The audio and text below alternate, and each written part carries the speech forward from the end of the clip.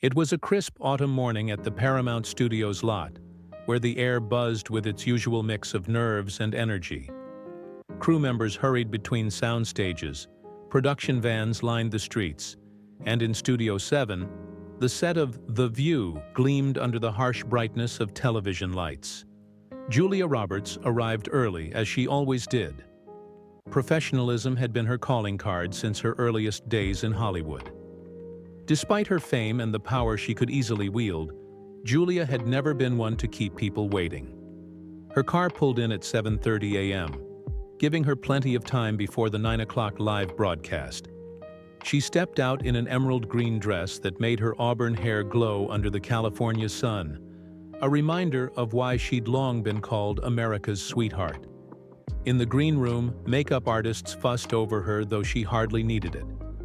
At 55, she was radiant, her laugh lines telling stories of joy rather than vanity. She greeted the crew by name, remembered details from past visits, and made everyone feel seen. That warmth, real and disarming, was the secret to her longevity. "Miss Morgan, we're so excited to have you today," a young production assistant gushed, nearly trembling with excitement. "I've watched Pretty Woman 100 times. It's my comfort movie." Julia smiled, that world-famous smile that had sold out theaters for decades. "That's so sweet of you to say," she replied. "That film holds a special place in my heart, too." The assistant beamed. Joy is particularly excited about today's interview. Something about her tone made Julia's stomach tighten, but the girl was already gone, clipboard in hand. Julia couldn't shake the faint unease that followed. Joy Behar had been with The View since its earliest days. Sharp, outspoken, and unpredictable, she thrived on confrontation. Some admired her for her honesty. Others saw her as mean-spirited. Over the years, she had developed a habit of targeting guests she thought were too polished, too adored, celebrities whose smiles seemed too perfect. And today, she had Julia Roberts in her sights. Whoopi Goldberg, ever the voice of reason, had tried to stop it. "What are you planning?" she'd asked that morning, eyeing the gleam in Joy's expression. "Just an honest conversation," Joy replied with a smile that didn't reach her eyes. "Isn't that what we do here?"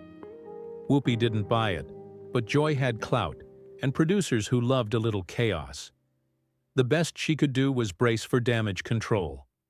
As the countdown began, the stagehands made final adjustments, the audience settled, and Julia stood just off stage, ready to step into the spotlight. Unaware that she was walking straight into a storm. The theme music kicked in, upbeat and familiar, as cameras panned across the cheering audience. The hosts of The View took their seats, coffee mugs in hand, smiles plastered on for the live broadcast. Whoopi introduced the day's guest with her usual charm. "She's an Academy Award winner, a Hollywood icon, and someone we're all thrilled to have back. Please welcome Julia Roberts." The audience erupted into applause as Julia stepped onto the stage, waving graciously. Her warmth filled the room instantly, the kind of easy charisma that made everyone feel like they knew her personally. She greeted each host with a hug, even Joy, whose smile was just a little too tight, her tone just a little too sweet. The first few minutes went smoothly. They talked about Julia's new film, a romantic drama about second chances. The audience laughed, Julia beamed, and for a moment it felt like any other interview. But then Joy leaned forward, eyes narrowing slightly, voice taking on that familiar edge. "Julia," she began, "you've had this perfect career, this perfect life. Doesn't it ever feel fake?"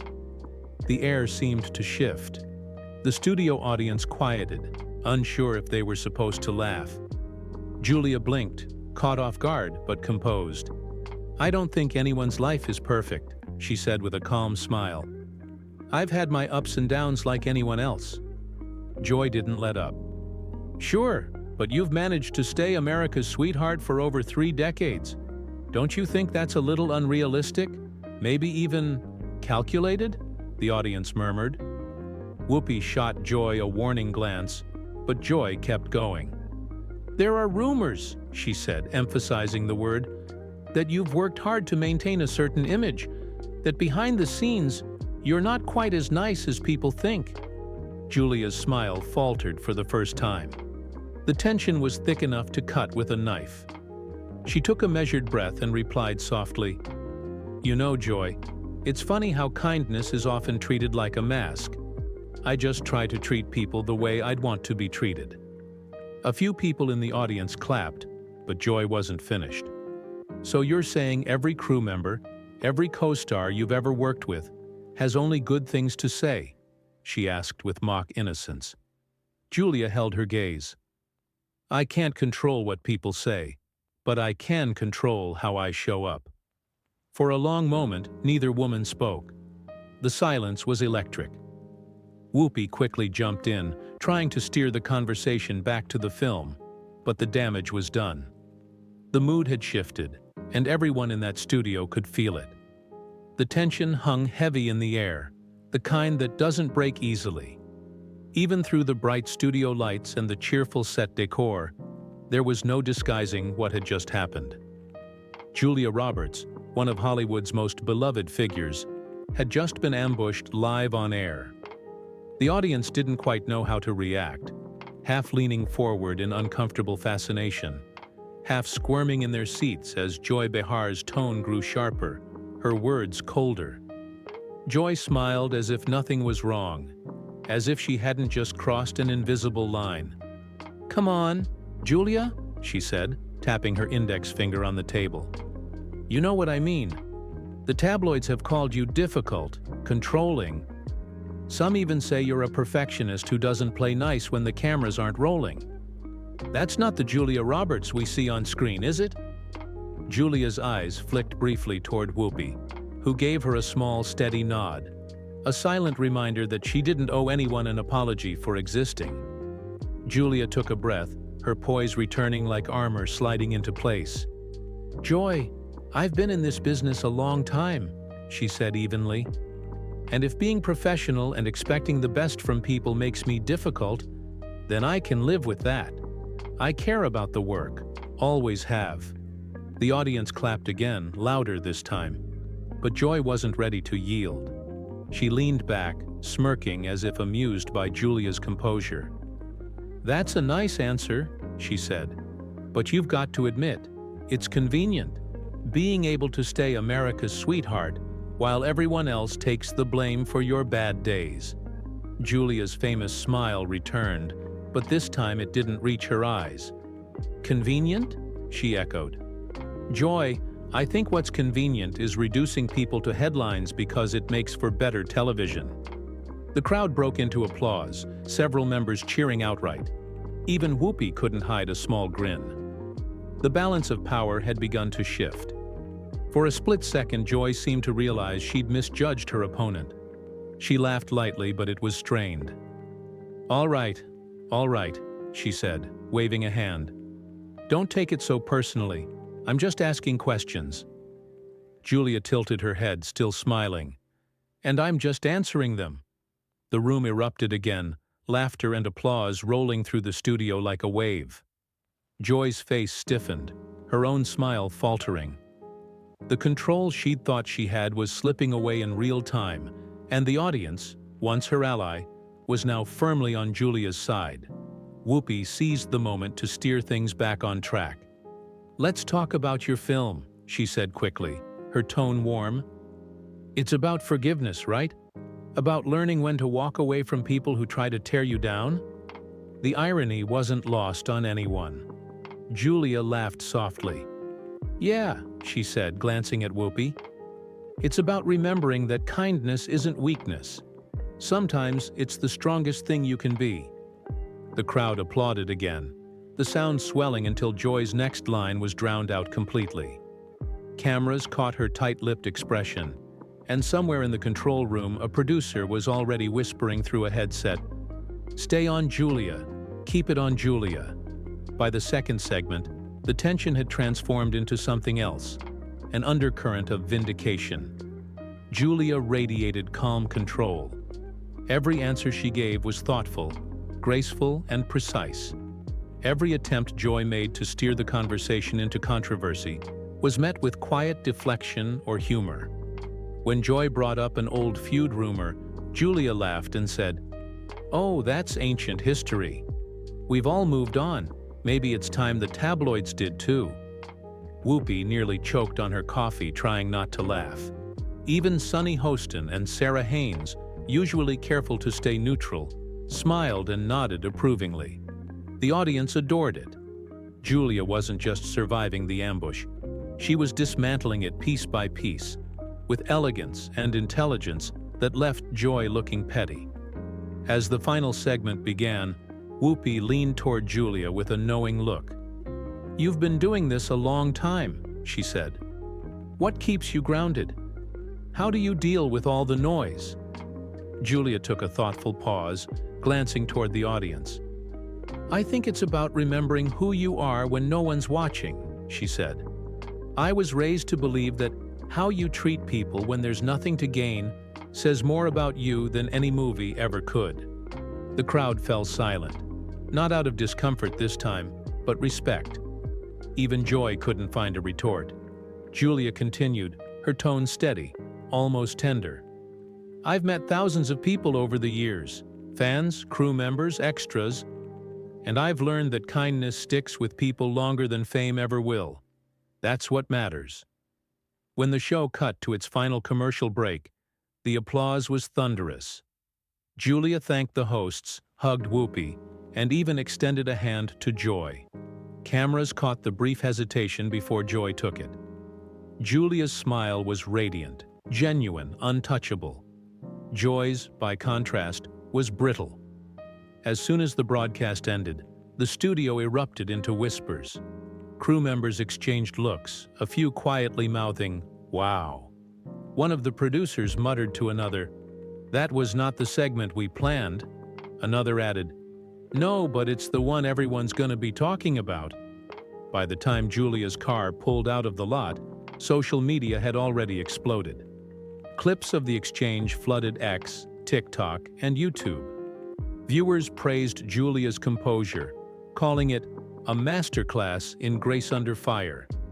Comment sections overflowed with people criticizing Joy for crossing the line, while others thanked Julia for showing dignity in the face of disrespect. That night, entertainment news outlets ran the story across their headlines.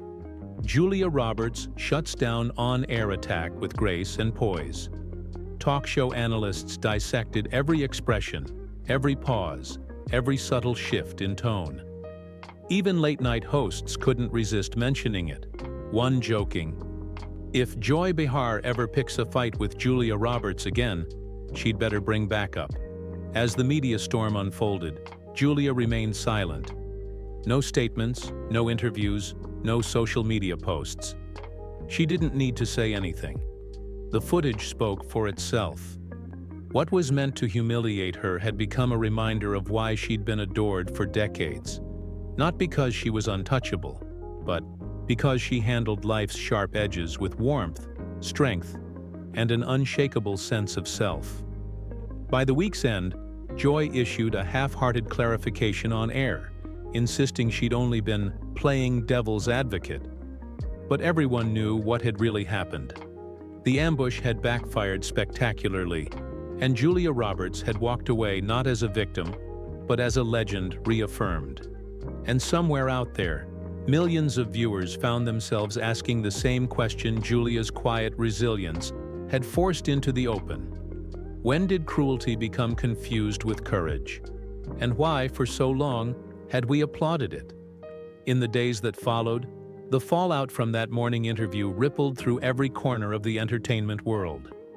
Industry insiders whispered about it in studio hallways, publicists dissected it in meetings, and talk show producers nervously revisited their own segment plans, wondering where the line between tough questions and public ambush really lay.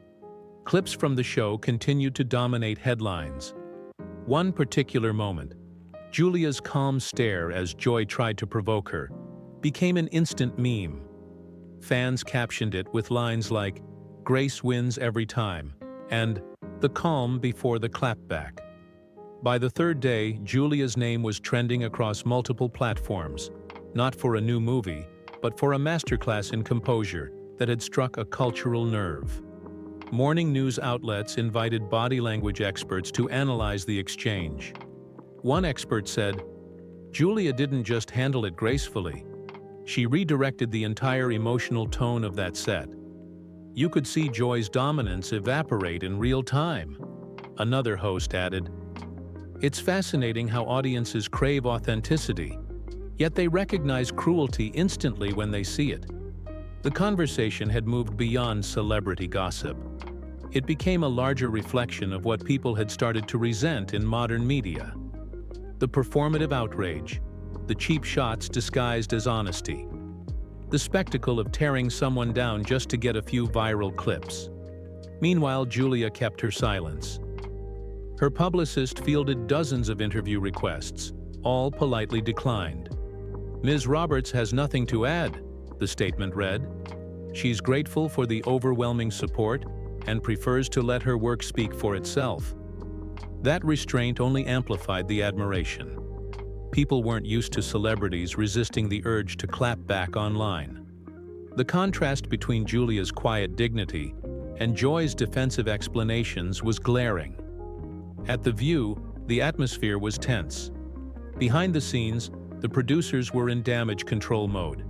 Ratings had spiked, but not for the reasons they wanted. Sponsors had begun to call, uneasy about the optics. A meeting was held that Thursday afternoon, where one executive reportedly said, "We wanted engagement, not outrage." Whoopi, according to those present, was blunt. "You can't call it a conversation when you've already decided someone's guilty before they sit down," she said. Joy didn't respond, at least not in that room. That weekend, Julia was photographed walking through a farmer's market in Malibu, wearing jeans, sunglasses, and that same effortless smile. When a paparazzo shouted, "Julia, how does it feel to shut down The View?" she laughed softly and said, "Oh, I didn't shut anyone down. I just had a chat." The clip went viral again.